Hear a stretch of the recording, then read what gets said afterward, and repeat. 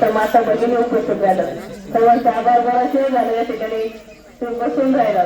या ठिकाणी सांगायचं म्हणलं तर तुम्ही म्हणजे काय बोलत होते स्वर्ण साहेब बोलून टाकलं तर काय बोलायचं काय राहिलंच नाही.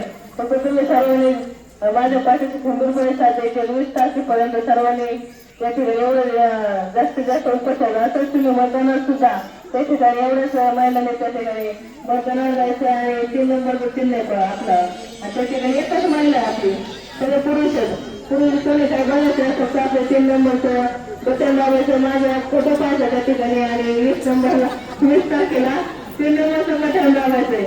माझा फोटो दिसला तुम्हाला आणि मी एकटीच महिला त्याच्यावर तुम्हाला बघायला लावणार नाही. त्याच्यावर कोणा पाहायचं नाही. 3 नंबरचं बटन लावायचं आणि माझा फोटो पाहायचा आणि तू तरी माझा मावशी आहे उभा असा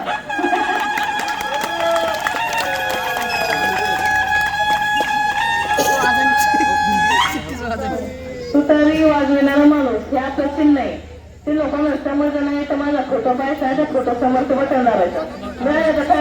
परिचय आहे माझा म्हणजे माझा चेहरा सगळ्यांची सवड आता असा चेहरा आहे तसाच तिथं तिथं काही वेगळा नाही. फोटो काढायला मेकअप केला नाही काय असंच फोटो असं माझा आपलं मेकअप काय आवडत नाही.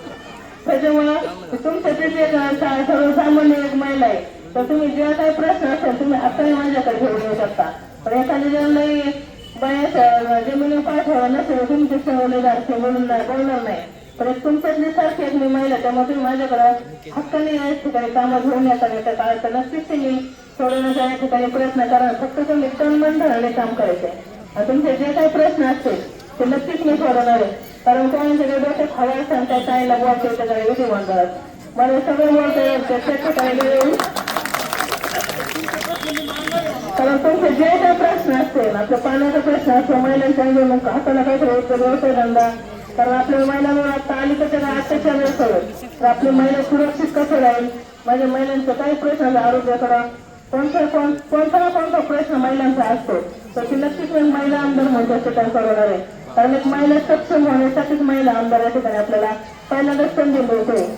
नगर मतदारसंघाला एक महिला म्हणून तर आपण सर्वांनी एकजुटीने काम करायचं.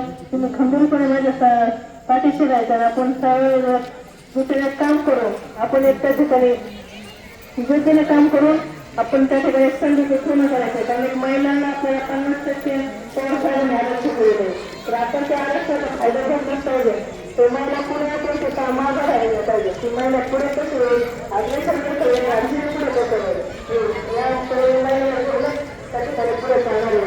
तर आपल्या कोणती महिला मागं राहणार नाही ह्या सर्वांनी तुम्हाला त्या ठिकाणी पुन्हा तुम्हाला या ठिकाणी कधी शुभेच्छा देण्याची पण असते. आपल्या चिन्ह लक्षात ठेवायचं तुतारी वाजवणार माणूस